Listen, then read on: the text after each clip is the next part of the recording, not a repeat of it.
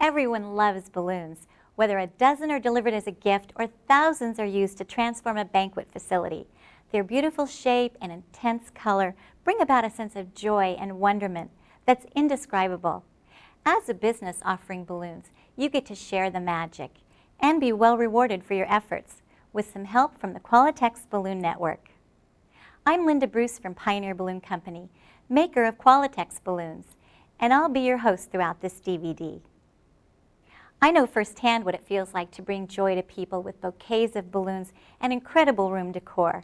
I can also attest to their profitability, having experienced the money that can be made with balloons. They're simply one of the most profitable products out there. I started my own company focusing on balloons, deliveries, and decor way back in 1981. Today, I work with companies like yours, helping them get the most from their balloons in their business. And that's just what the Qualitex Balloon Network, or QBN, is about, providing education to businesses like yours, then giving you the marketing resources needed to get the most from your balloon sales. You'll learn proven techniques for making and selling fantastic balloon creations. After taking a simple test to confirm your knowledge of the information in each kit, you'll enjoy ongoing assistance to help build your business. In order to access your online test, as well as this kit's online reference materials, you need to have registered your kit with us. Simply visit www.qualitex.com/QBN kit registration. Whether you're brand new to the balloon industry or a veteran like me, the Qualitex Balloon Network will give you the skills, confidence, and support to thrive in today's marketplace. The educational component of the QBN program comes in the form of 3 kits. In this first kit, Balloon Basics, you receive this DVD, a letter welcoming you to the QBN program, a copy of the Design Basics book, and a Qualitex catalog. Additional materials such as sample forms and even your test are waiting for you online once you register your kit. The program has been designed so you can learn at your convenience. Repeat sections as many times as necessary or skip ahead for a quick refresher on a specific topic. You'll probably want to take notes, and just about everyone says that they learn best when they get out their balloons and follow along with the video. It's the combination of information and practice that will help you learn the most, the fastest. The first kit focuses on balloon basics. We'll begin with balloon handling and inflation, then progress to creating and selling simple bouquets, arches, and finally, balloon garland. The other kits in the program, QBN Balloon Deliveries and Bouquets and QBN Balloon Decor, are designed to expand on the knowledge you'll gain here, helping you make the most of this profitable opportunity. When someone on your staff scores 80% or higher on the basics test, your business will become an official QBN business member. You'll gain access to benefits like referrals from the Find a Pro service on Qualitex.com, basic marketing brochures for purchase, as well as instructions and downloadable photos from the members-only section of Qualitex.com. All this, and there are no membership fees. The other QBN kits have additional rewards. You can find out more details at Qualitex.com. After successfully completing all 3 kits, you're only a step away from becoming a certified balloon artist, or CBA. To achieve this prestigious designation, you'll need to complete a practical exam at a test site, demonstrating your knowledge and balloon skills to a panel of your peers. As a CBA, you'll enjoy the full benefits of the Qualitex Balloon Network. Top-level referrals, great marketing resources at a discount, and recognition within the industry as well as your community. Find out more about earning your CBA on Qualitex.com. Sound good? There's no time to waste. Let's get started learning the basics of balloons.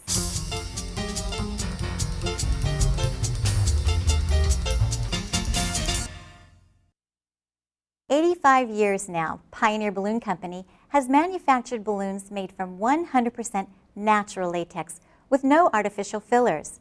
So our Qualitex balloons inflate larger and float longer than other brands. The latex we use comes from rubber tree plantations in tropical places like Malaysia. The bark is cut so the latex can be harvested in a way similar to how maple trees are tapped for their sap. And because the harvesting process doesn't hurt the trees, they can produce latex for up to 40 years. Since latex balloons are made from a natural substance, they're biodegradable. In fact, balloons break down at about the same rate as an oak leaf. You may have seen jewel tone balloons develop a soft, velvety appearance. This is actually oxidation, the latex reacting with oxygen in the air. It's the first step in their decomposition. Because latex balloons are biodegradable, you'll want to store them away from direct sunlight in a cool, dry place, such as a covered container. To make a latex balloon, a form like this is dipped into a solution that will cause latex to collect on it, and then it's dipped into the latex. Machinery rolls the balloon neck, then the latex-covered form is baked to cure the latex. The completed balloon is then stripped from the form. Qualitex round latex balloons come in sizes ranging from 5 inches all the way up to 3 feet and in several different finishes, including the opaque standards and fashion tones, brilliant translucent jewel tones, fun neons, shimmering pearls and metallics, and the unique super agates. Special shapes include hearts, geodonuts, geoblossoms, and all kinds of entertainer balloons. Qualitex balloons are often referred to as the very best because of their high quality, variety, vibrant colors, and coordination. In fact, more than 80% of balloon professionals choose Qualitex, trusting them for their dependability, knowing their customers can see the difference. They're even backed by a satisfaction guarantee. All of this results in Pioneer Balloon Company producing more than 1 billion Qualitex latex balloons each year. Qualitex balloons, along with other professional supplies and equipment, are available worldwide through Qualitex balloon distributors. If you're not already working with a distributor, you can find one under distributors at qualitex.com. Qualitex microfoil balloons are made from balloon foil or metallized nylon. Qualitex round microfoil balloons come in sizes ranging from 4 inches all the way up to 3 feet in diameter and in vibrant colors that coordinate with Qualitex latex balloons. Whether you're designing a simple gift bouquet or a room full of decor, you'll really appreciate the quality and coordination you get with Qualitex balloons. And talk about shapes. Hearts, stars, moons, and that's just plain balloons. Hundreds of message balloons, including many popular licenses, are available in a wide variety of special shapes for all kinds of occasions and themes. Just make sure you're getting the very best balloons backed by our satisfaction guarantee when you check for the Qualitex name on the tail of the balloon. I've got Jan Imes here with me to guide us through balloon inflation. Jan has been in the balloon business since 1981 and has most recently been working with businesses all over the world to help increase their balloon sales and profits. Thanks, Linda. The right knowledge and equipment can make a huge difference in productivity. When it comes to air inflating a few small balloons, you'll want a hand pump like the Qualitex hand air inflator I'm using here. Place the balloon neck on the nozzle and pump back and forth. Just make sure not to block the air intake at the bottom.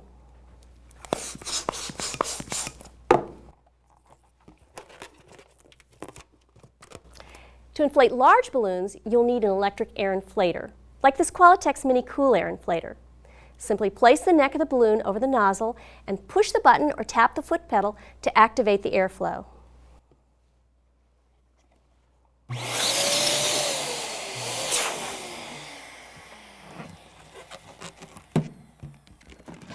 As with all the equipment we'll be demonstrating, check with your Qualitex distributor to see what's available and what will best suit your needs.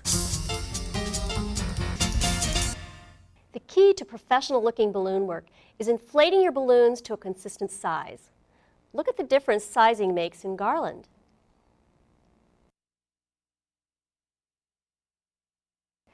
I know which one of these I'd want at my event. For the most part, you'll want to inflate your balloons so their diameter, or distance from one side to the other, is their stated size. Keep in mind that overinflating makes balloons more fragile, while underinflating makes them more durable.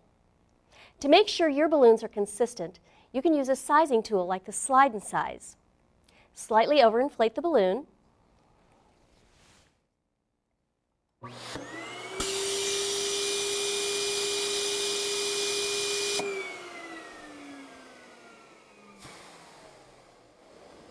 Then release the air until it passes through the guide.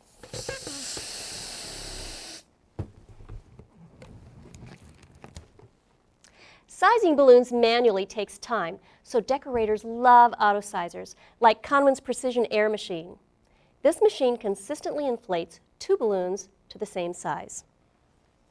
First, set the inflation time, then place a balloon over each nozzle and activate the foot pedal. It automatically stops inflating when the set time is reached.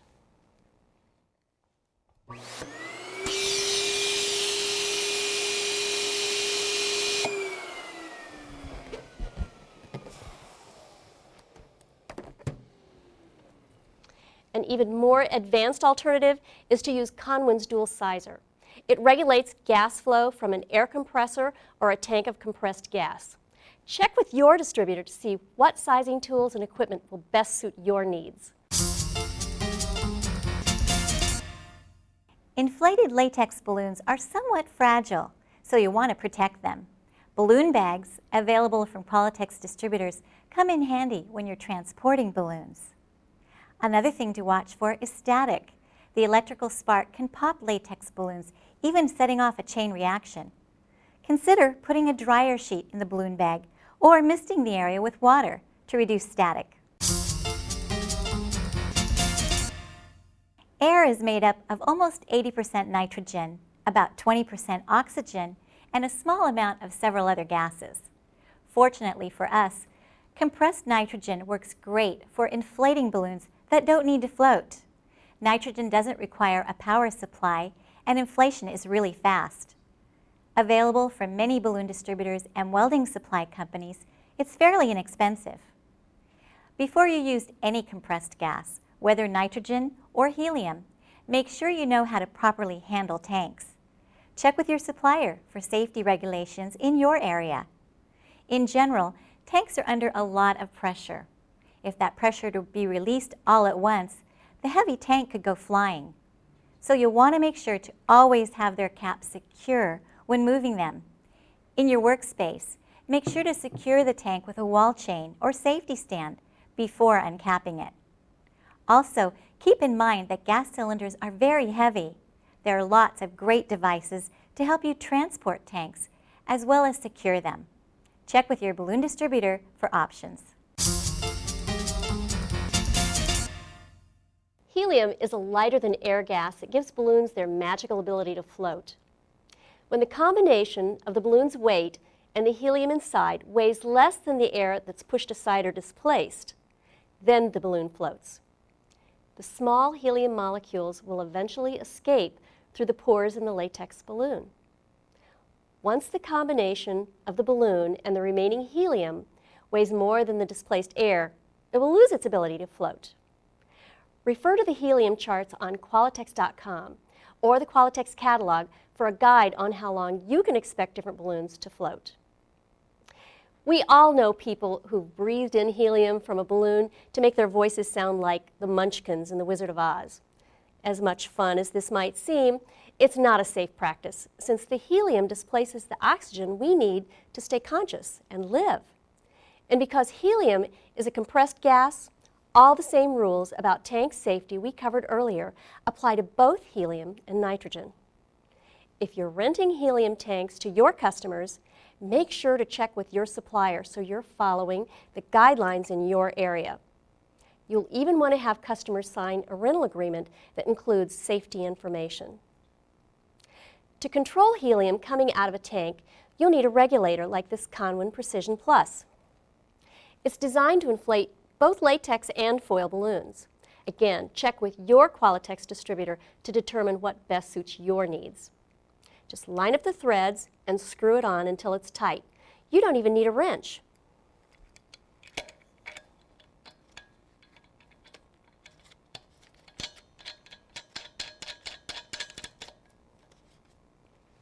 Then, make sure you open up the tank at least a few full revolutions.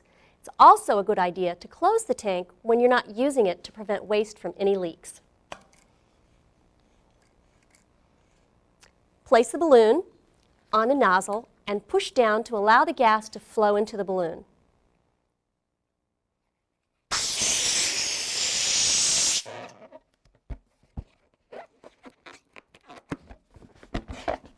This is the correct amount of inflation for an 11-inch balloon.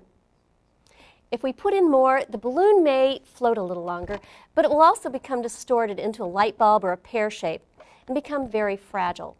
So it's not a good value for your customer. If we put in significantly less helium, the balloon is less fragile, but the float time will really be reduced. So again, it's not the best value. If you're unsure about the correct amount of inflation, use the stated balloon size as your guide. Most regulators have gauges to show the pressure remaining in the tank.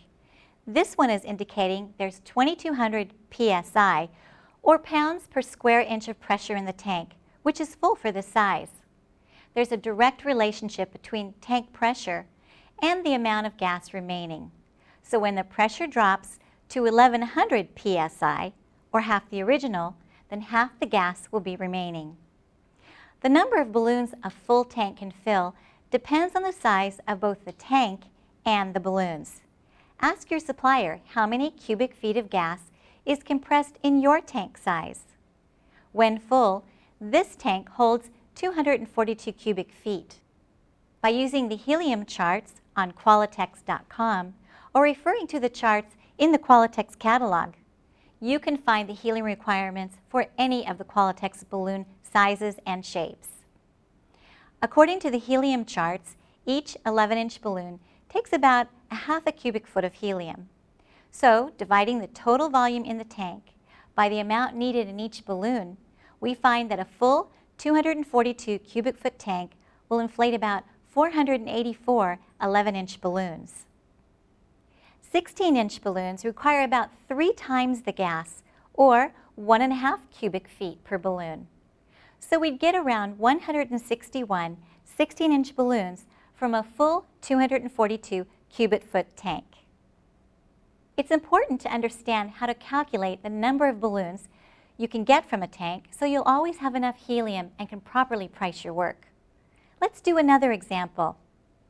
When it's full, this tank has a pressure of 2,200 psi and a volume of 242 cubic feet.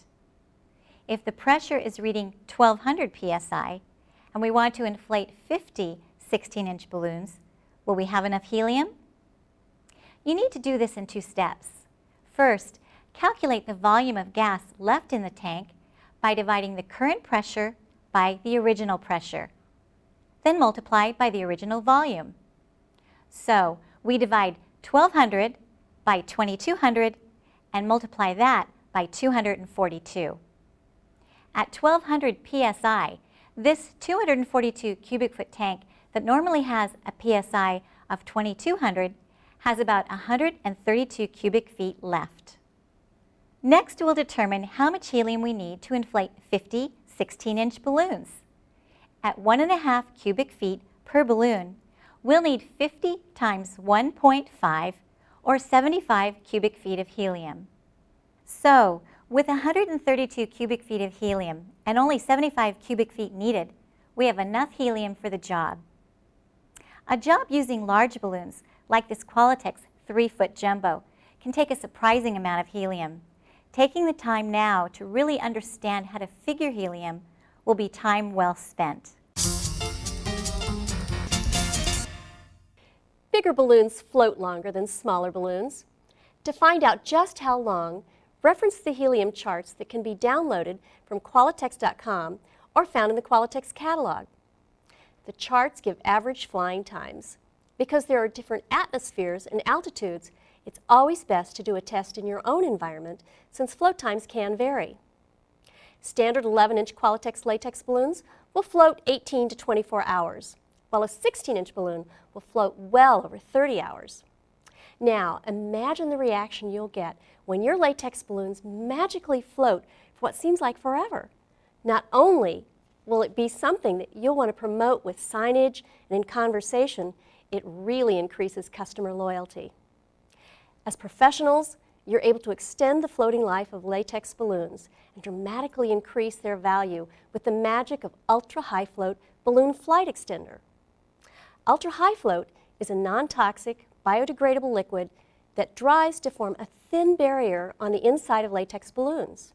So it helps them to retain helium up to 25 times longer than if they weren't treated. Specific instructions come with the product. In general, you'll slide a balloon all the way onto the Ultra High Float pump. Using the proper restriction clip, push down on the plunger to put just the right amount of Ultra High Float into the balloon.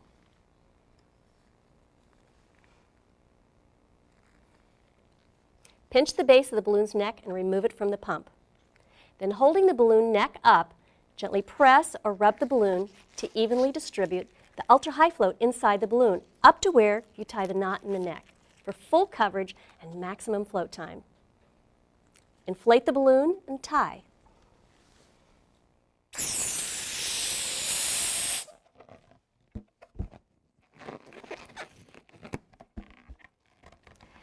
While treating balloons with Ultra High Float costs a little more in time and product, the result is huge and one your customers will gladly pay for. So make sure you charge accordingly. Everybody wins. Where there's inflation, there's tying. Industry veteran Jim Parker is joining us to demonstrate a variety of tying techniques. Jim started the Red Balloon Company in Seattle, Washington back in 1980. He's known for being a pioneer when it comes to making the most with the magic of balloons, doing it efficiently, and making money with balloons. Jim, show us what you've got. Thanks, Linda. We spend our days tying balloons, so it's important that we learn to do it efficiently. While there's no one right way to tie balloons, you'll definitely want to find the way that works best for you. To tie latex balloons, pinch the base of the neck with your left thumb and first finger. Then hold on to the end of the balloon between your right thumb and first finger and pull out the neck so you have lots of neck to work with. Don't be afraid to pull it out quite a bit, it stretches. Then lay the next two fingers of your right hand on top of the neck and rotate your hand clockwise to create a loop. Secure the loop by transferring the neck of the balloon back to your left hand, pinching it between your thumb and index finger. Then poke the neck through the loop with your left index finger.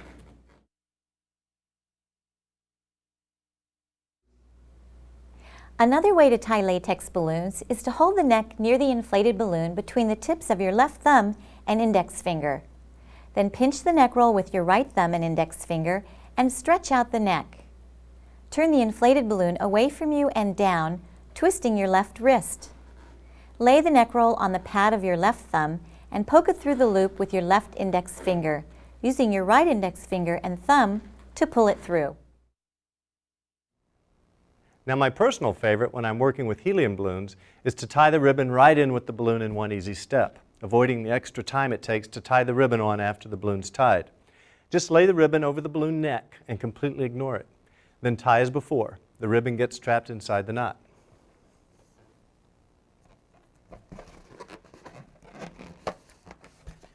That's it. You can also seal latex balloons with plastic disc, clips, and cable ties.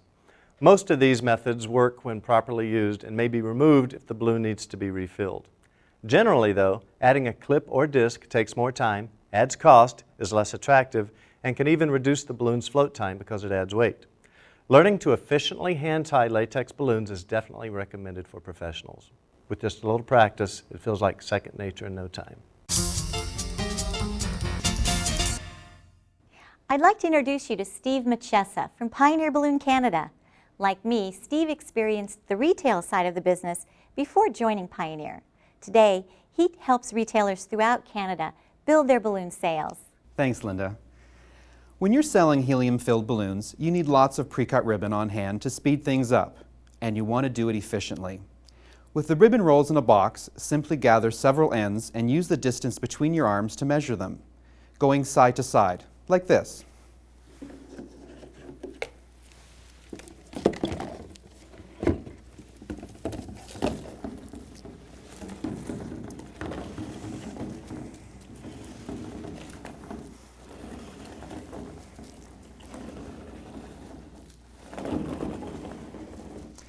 Slow down near the end to keep the spools from overspinning. Then, cut once so the ribbon length is twice your arm span, about 6 feet.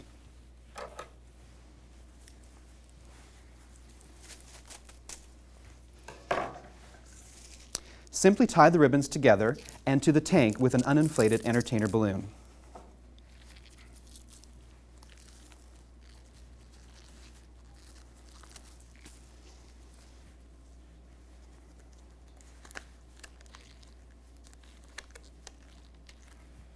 Then, inflate the balloons and tie them directly onto the ribbons tethered right to the tank. As we learned with latex balloons, the amount of lift a balloon has is the result of the weight of the balloon itself and the helium inside being lighter than the air it's displacing. In the case of 4-inch and 9-inch microfoil balloons, there's no reason to inflate them with helium since they won't float. So, you'll use air or nitrogen. Simply inflate them until they're firm.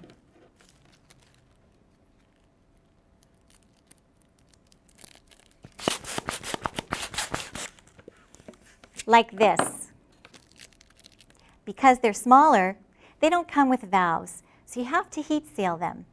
Heat sealers are available from balloon distributors. Set your heat sealer between 3 and 4, warm enough to seal the balloon, but not so hot it cuts through the neck. Once inflated, pinch the base and smooth the neck between your fingers so there are no wrinkles. Place the flat neck under the sealer arm and press down to activate the heat.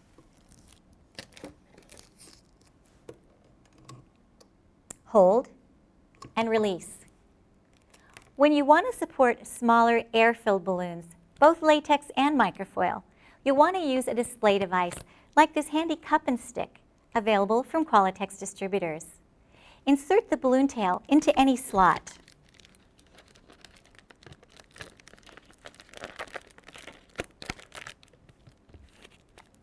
Bring the tail over and onto an adjacent slot.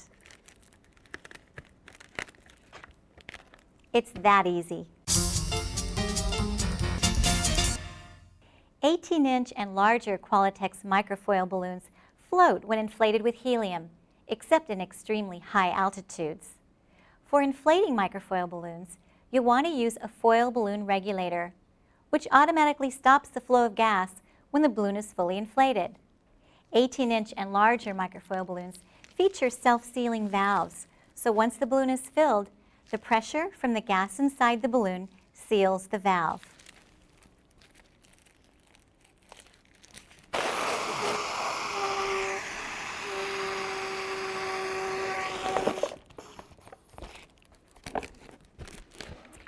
To protect the valve, tie your ribbon at the notch in the balloon tail. You may find it easiest to hold the inflated balloon between your stomach and a counter so that both hands are free.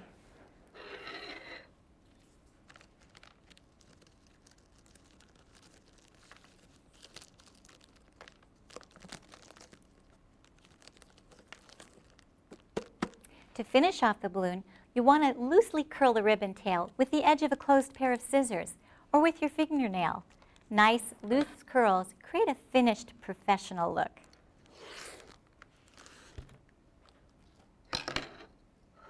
Here's another option. If you prefer not to see the tail of the balloon, you can hide it by laying your ribbon flat across the end of the tail.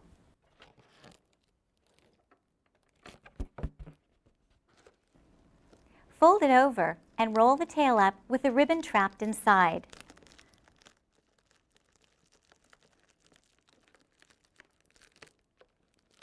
Then tie the ribbon together in a knot.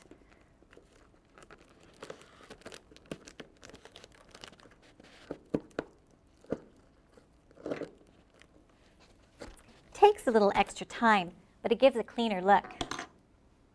Microfoil balloons retain helium so well they float for several days or even weeks, depending on their size, shape, and your temperature or altitude.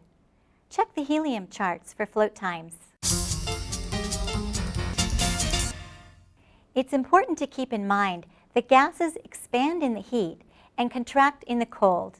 So it's a good idea to inflate in an environment with a similar temperature to the area where the balloons will be used. Large temperature changes have a noticeable effect on foil balloons. A microfoil balloon inflated in your store and taken outside in cold weather can dramatically shrink, making customers think the balloon has a leak. You'll want to let customers know about this change in advance and assure them that the balloon will return to its proper fullness once it's brought back to room temperature. If either a latex or foil balloon will experience a much warmer environment after inflation, such as prolonged exposure to direct sunlight or time spent in a hot car, you'll want to slightly underinflate the balloon. That way it can handle the expansion when the temperature increases. Microfoil balloons don't have as much lift as latex balloons of similar sizes. It's a good idea to test your balloons so you'll know how long your balloons will float and so you can educate your customers. We mentioned earlier that foil balloons have a metallized outer surface. That metal allows them to conduct electricity. Several years ago in California, there were some problems when helium balloons were released and became caught in power lines. To reduce this risk, a California state law was passed, limiting how foil balloons could be sold. The California balloon law is considered an industry guideline to help prevent further laws from being passed. It says all helium-filled foil balloons must be weighted, and they must be individually attached to their weight to keep them from being released as a group. The law also states that no other conductive materials, including metallic ribbon, may be attached to any helium-filled balloon, whether foil or latex. These guidelines apply to indoor and outdoor balloon decor, as well as bouquets, since people have been known to take balloons outside and even release them. It's very important to understand that by choosing to act responsibly, you'll help to prevent further legislation that restricts how we sell balloons. We all know that latex balloons are made from a natural substance. In fact, studies have shown that they biodegrade at about the same rate as oak leaves. In latex balloon releases, the balloons rise to a level where the air is very thin and cold, shattering the latex into thin fragments like spaghetti that fall back to earth. A healthy animal would not normally choose to eat a balloon fragment or even a whole discarded balloon. But if they did, the balloon would likely pass without harm. It's important to note that foil balloons are not biodegradable and should not be used in balloon releases. To find out more about balloon legislation, latex allergies, and other issues affecting the balloon industry, including what you can do to promote balloon use, contact the Balloon Council. They're a great resource.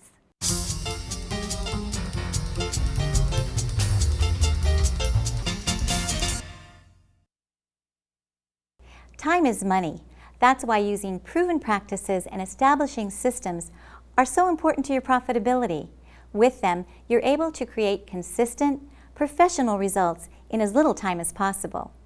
We've already covered inflating and tying balloons, the foundation of a balloon offering. Let's take a look at how we can quickly and easily make 20 table bouquets as part of the decor for a one-night event. Before we can decide how big the balloon should be and how many we'll want to use in each bouquet, we really need to know the size of the room so we can make them work within the space, also known as scale. Scale is the overall size of a design in relation to its surroundings. Let's assume our 20 table bouquets are for use in a mid-sized banquet room, so bouquets of 5 Qualitex 11-inch balloons should work well. We'll need to make sure to consistently inflate our balloons to the same size and secure them to ribbon, ideally tying the ribbon right in with a knot like we learned earlier. To keep ribbon tails consistent for a professional look, I like to measure down to my elbow. I found it's a good guide for just about everyone. If you're working in an environment with a clean, smooth, low ceiling, you can gently let the balloons loose and just grab what you need. If the ceiling isn't ideal, you may want to create a corralled area by stretching netting over a suspended framework. If you're working on site, try to find a nearby hallway or office with a lower ceiling. You can even tether the balloons. Here, I've used a common grip strip. Now, the 2 most common arrangements are staggered and stacked bouquets. Let's start with a staggered design. Have you ever done something like this? Should this one be higher? This one in the middle, I don't know. This one lower? It's a lot of wasted time. A standard approach gives you a professional look quickly, and that's the name of the game. Since we want the balloons to be evenly spaced, consider using a ruler and tape to create a spacing guide on a smooth wall. Jim's going to help me with this. If you're working on site, use small pieces of low-tack tape like painter's masking tape so it won't harm the walls. You might even want to test it to make sure. Put the top piece of tape where your reach is comfortable. Since you'll likely want the balloons to be the same distance apart, just measure down a consistent distance. We'll use 7 inches in this bouquet. We'll place the tape marks on the wall, one for each balloon in the arrangement. Then gather all the balloons and place them below the bottom tape mark. You'll want to hold your hand against the wall and keep it in place. Starting with the top mark, raise the balloons one at a time until the knot of a balloon is even with each mark. A perfectly staggered bouquet every time. The most important thing at any event is that the guests interact, so we have what's known as the 14-inch rule. The space between 14 inches and 24 inches off the table is the space where people make eye contact when they're seated. So make sure you don't have any major obstructions in that area. For a professional look, we'll want all of our bouquets to be the same height. After you've made the first bouquet, go back to your wall template and position the bottom balloon at the lowest mark. Then add a mark for the weight. Each time you make a new bouquet, you can now quickly space the balloons, then measure down and attach the weight at a consistent point. If for some reason you don't want the balloons in your bouquet equally spaced, you can still use this system. Simply create the first bouquet to your liking and make a wall template based on the design. If you want to create a stacked bouquet, you need to bring the necks of 3 or 4 balloons together. Then do the same with a second group. Just let the balloons be your guide when you place the second group below the first, bringing it up until it just touches the first group and nestles into place. You can add more layers as desired. To add a top balloon, just pull it down until it nestles into the top layer. Again, you'll want to keep the bouquets a consistent distance off the table using a template, such as tape on the wall. You're being hired to create an incredible atmosphere that will help make the event a success. We know that untreated Qualitex 11-inch balloons will float for about 18 to 24 hours, and balloons look their best the first half of their float time, 12 hours or so. If the party lasts until 1 a.m., you'll want to make sure to start inflating your balloons after 1 o'clock in the afternoon. Luckily, you have efficient systems like these that make it easy to tackle big jobs in a short amount of time. Anyone can paint a picture given a canvas, brushes, and paint. Yet some people's paintings are more beautiful or compelling than others. Perhaps we'll never know why some people are gifted at viewing and expressing the world in an artistic way. But we do know that people can learn the basics of what looks pleasing and even dramatically improve their creations through the study of the principles and elements of design. Because whether you're working with paint, flowers, fabric, or balloons, design basics are all the same.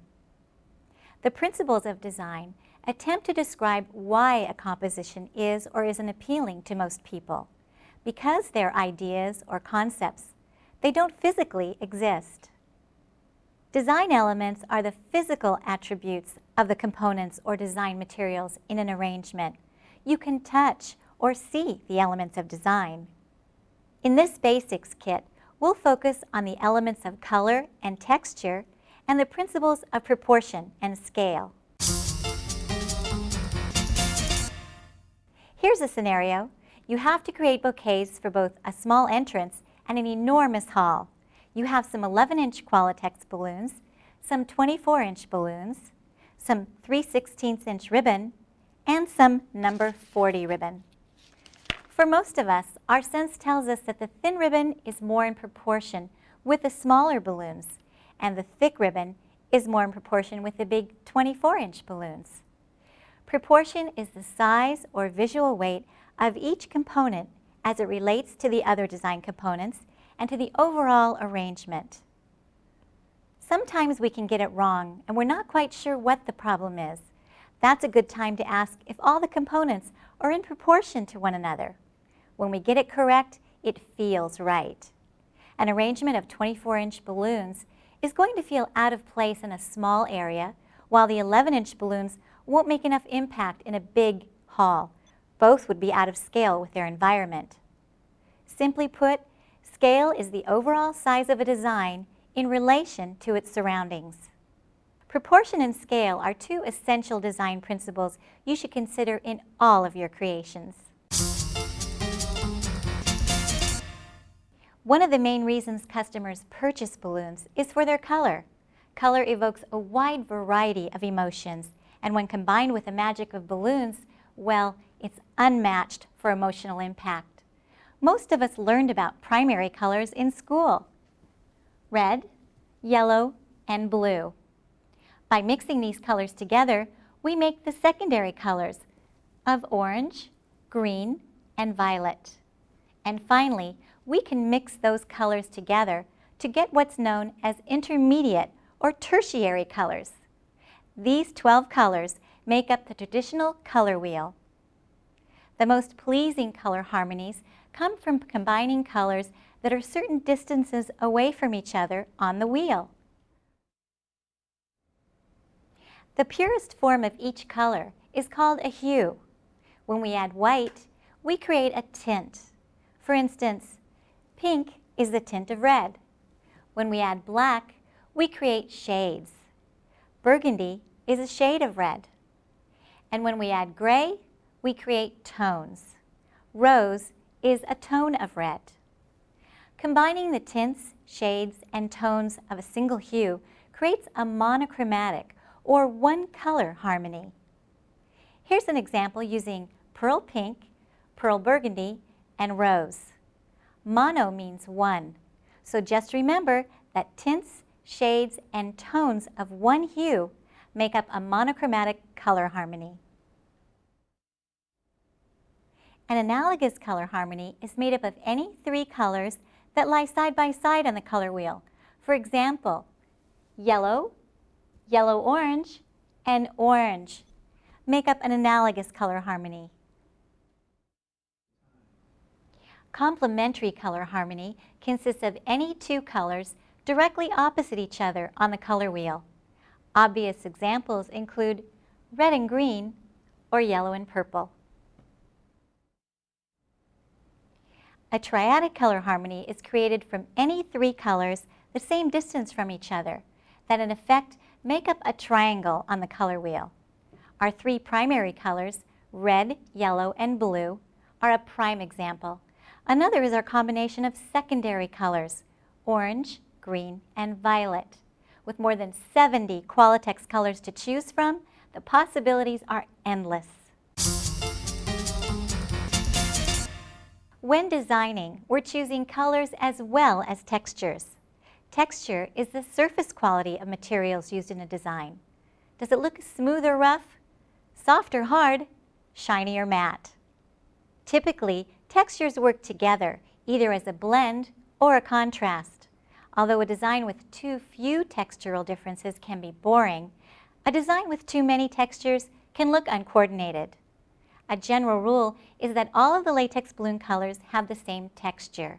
In practice, this means you should blend coordinates from within a single family, like the jewel tone colors or neon colors, within related families like the standard and fashion tone balloons, which are both opaque, or from the shimmering pearl tone and metallic colors. Helium balloons need to be anchored so they won't be accidentally released, and so your helium balloons comply with our industry guidelines we covered earlier. These balloon weights are from Premium Balloon Accessories and come in all shapes, sizes, and colors. There's also a full range of coordinating coffee mugs, plush, and other items that make terrific value-added weights. Check with your Qualitex distributor to see what's available. Custom weights such as decorated sand balloons, covered bricks, balloon weights topped with coordinating bows, and small gift boxes are also widely used. Sand-filled balloons are among the most popular weights since they're inexpensive and quick to make. Start with a dry 2-liter soda bottle. Using a funnel, add clean, dry play sand available from a building supply store. Next, stretch an 11-inch balloon over the neck of the bottle. Turn it upside down and squeeze the bottle. The pressure forces the sand into the balloon. Then simply remove the balloon and tie.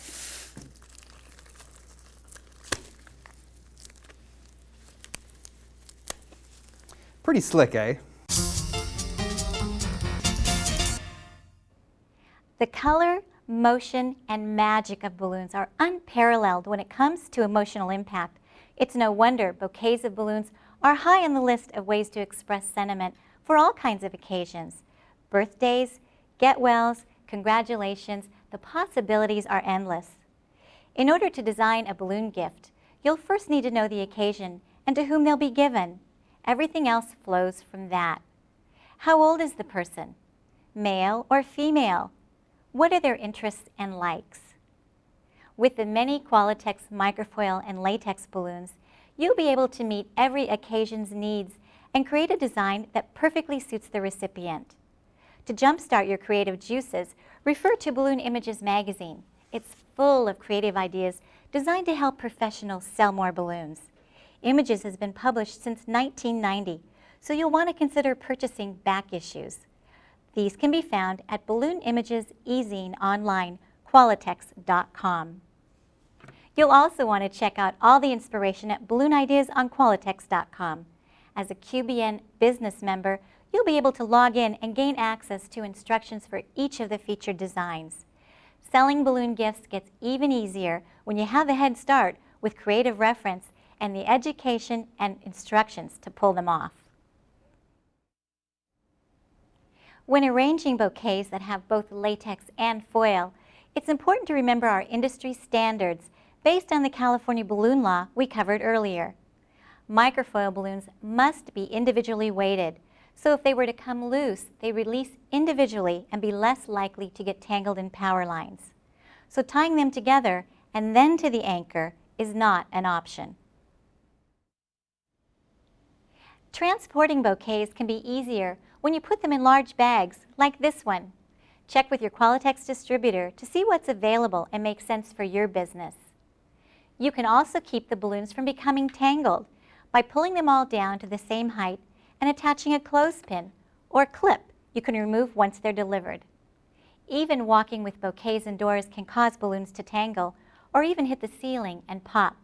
Simply grab hold of the ribbons at the base of the balloons and pull them down, and always pass through a doorway first, letting the balloons follow. You can learn more about creating added value effects and bouquets, selling bouquets, and making presentations in the QBN Balloon Deliveries and Bouquets Kit.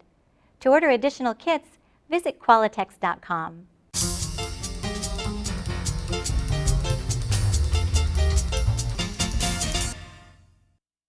One thing every business owner must have in place is adequate insurance. Liability, workers' compensation, and property insurance are essential. In fact, many venues require proof of insurance before they'll allow decorators to work on site, so you'll want to get this in place before it becomes an issue. Check with your local agent and make sure all of your insurance needs are met. Your area may also have additional regulations regarding business permits and taxation that you should investigate. A little knowledge can go a long way to preventing problems in the future. Balloons are a fabulous medium with incredible profit potential. Just think, we get to make people happy and transform places into magical events. We have this amazing creative outlet, and we work with one of the most profitable items on the market. While we're making people smile, we've also got to make sure we're pricing our work so we're making money. Before we get into pricing, it's important to note that the prices I'll be using are simply for illustration purposes. They're examples of how to calculate your finances, not what you should be paying or charging. Understanding how to price your work is key to making a profit. Luckily, we have proven formulas to help us make smart pricing decisions. Let's look at the cost factors involved in pricing your balloons. You've got the materials, labor, other expenses directly related to the job, overhead costs involved with running the business, and the profit necessary to reward the owners for their investment.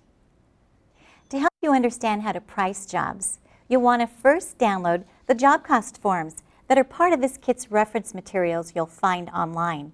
If you don't have that yet, you'll want to stop and go get those before the next section. Let's start with the materials. Material cost is for the physical things that get used up in the process of the job. Things like balloons, helium, ultra-high float, ribbon, and weights. Add up the cost of each component to get your material cost.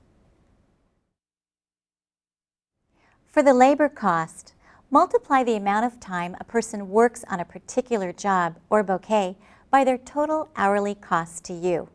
That will be a combination of their wage plus any additional payroll items, such as holiday pay and workers' compensation, to truly reflect their hourly cost to your business. If the person doing the work is the owner or even an unpaid family member, you want to figure out how much it would cost to hire someone with similar talents and use that cost on your job cost form. If you need to pay for parking while the bouquet is being delivered, that's an expense directly related to the job, even though it's not a physical item that gets used up or labor cost. For large decorating jobs, there could be many other expenses like meals or lodging for your crew, tips for the hotel staff, or costs associated with lighting or lift rentals. Add all these up for your other direct expenses. Then add up the cost of materials, labor, and other direct expenses to get the total direct cost for the job. Expenses to keep your business running that don't relate to any one job are considered overhead. Things like supplies, rent, insurance, ongoing education, and marketing and advertising expenses. They're all part of your overhead and are fairly easy to add up. When it comes to large items like computers and vans, you may want to treat them as assets and depreciate them over time rather than treat them as overhead. So talk with your accountant about those. Since the owner often works in the business as well as on the business, you'll want to include the portion of the owner's salary that relates to the time he or she spends working on the business in the overhead. Things like going to the bank, ordering supplies, and interviewing staff are all examples of working on the business. Some business owners make the mistake of not accounting for their full value. What kind of money would it take to pay someone else to do what the owner does? Or what money could that person be making if he or she wasn't working on the business? Recognizing their full value will ensure a true accounting of what you need to charge to make a profit. As you can see, it's important to make sure your accountant understands your business. Without that understanding, they're limited to simply telling you what money comes in and what goes out. In pricing your work, you need to account for overhead. So in every price you set, a piece of that will go toward paying for your overhead. To calculate the overhead percentage, divide last year's overhead costs by last year's total sales. For example, if last year's overhead, including the majority of the owner's salary, was $360,000, while sales were $1 million, then the overhead percentage would be 36%. Keep in mind that overhead percentages can range anywhere from 15 to 50%, so it's important to know what yours really is. You want to calculate it each year to make sure you're covering your costs and pricing for profit. Profit is the cornerstone of every successful business. Simply put, it's the money that rewards the owner of a company for their investment. Think of it this way. You could invest $10,000 in a savings bond and get a solid rate of return. Instead, you invest that money in a business. You also deserve interest on the money. And since the investment is riskier, you should enjoy a higher rate of return. Many small business owners talk about how profitable they are when there's money left over after all the bills are paid. If the owner is working in the business isn't really profitable until there's money remaining after the owner's been paid. Business consultants suggest that successful small businesses aim to achieve somewhere between 20 and 40% profit before tax. You decide. For this next example, we'll use 30%. Let's say we know that 36% of the money brought into the company needs to go towards paying overhead, and we want to have 30% left over for profit. 36% plus 30% equals 66% gross profit. The entire sales price is 100%. 100% minus 66% gross profit equals 34% direct cost percentage. That tells us that the direct cost must be at least 34% of the sale price to achieve the 30% profit before tax we desire. Coming up with a sale price is really quite simple. Just estimate the direct costs for a job and divide by your direct cost percentage. If the estimated direct costs to make a bouquet are $17, we can divide 17 by 34%, or 0.34, to get a suggested selling price of $50. So we know we're covered with a selling price of $50. But that doesn't mean we can't go higher. The next step in determining price is taking a look at the perceived value. Do your balloons float longer than the competition's? Have you included some high-end or value-added items like geo balloons that really bump up the perceived value of the bouquet? Take these factors into consideration when determining your sale price. On the other hand, there may be circumstances such as market conditions where taking a lower price may make sense. Just be aware that a price lower than $50 will cut into your profits first and then the owner's salary. Let's take another look at pricing using different examples. In this case, let's say that last year's overhead was $75,000 on sales of $300,000. Your overhead percentage would be $75,000 divided by $300,000, or 25%. Let's decide we're going to aim high and set our profit goal at 35%. The direct cost percentage is 100% minus the sum of 25% overhead percentage and 35% profit percentage, or 60%, leaving us with a direct cost percentage of 40%. We'll use that number for an entire year to help us price our work. With this in mind, let's price 25 balloon bouquets. Let's start with the balloons themselves. Their quality affects your costs and profitability far beyond just the product itself. Consider also the loss in helium and labor that comes with using inferior balloons. Think of choosing the very best Qualitex balloons as insurance to protect your profitability. So, if a 100-count bag of 11-inch Qualitex balloons costs $9.50, the price per balloon is $9.50 divided by 100, or 9.5 cents each. If a 242 cubic foot helium tank costs $37.50, the cost of each cubic foot is 37.5 divided by 242, which is 0.15, or 15 cents. Since 11-inch balloons require a half cubic foot of helium each, and we're inflating 100 balloons, we'll need 50 cubic feet of helium, or 50 times 0.15, which is 7.5 for $7.50 worth of helium. Let's say you'll need 2 yards of ribbon per balloon. With 100 balloons, that's 200 yards. To figure the cost of your ribbon, you'll need to know how much it costs per yard. If a 500-yard roll of ribbon costs $3.50, you'll divide $3.50 by 500 to figure your price per yard, which is 0.7 cents. Then multiply 200 yards by 0.007 for $1.40. Let's say you'll need 20 weights at a cost of $1 a piece, or $20 total. And finally, gas to and from the site at $1.75 per gallon with a 2-gallon estimate would be $3.50. Add everything together and we're at $41.90. Next, we need to figure labor costs. While the decor will most likely, in fact should, include other items, we're going to focus on just the bouquets in this example.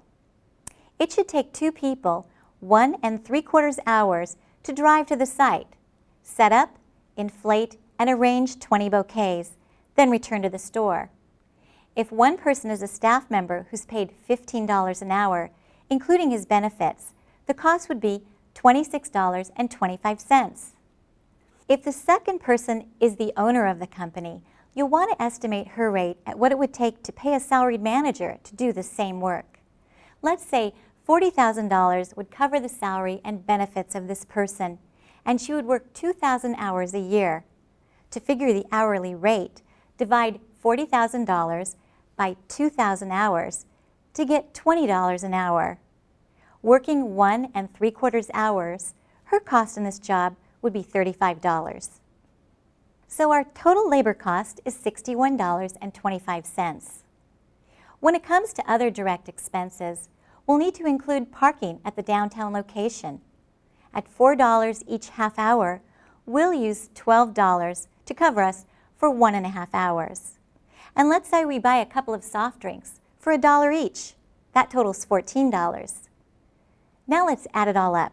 $41.90 material costs plus $61.25 labor plus $14 other direct expenses equals $117.15 total costs.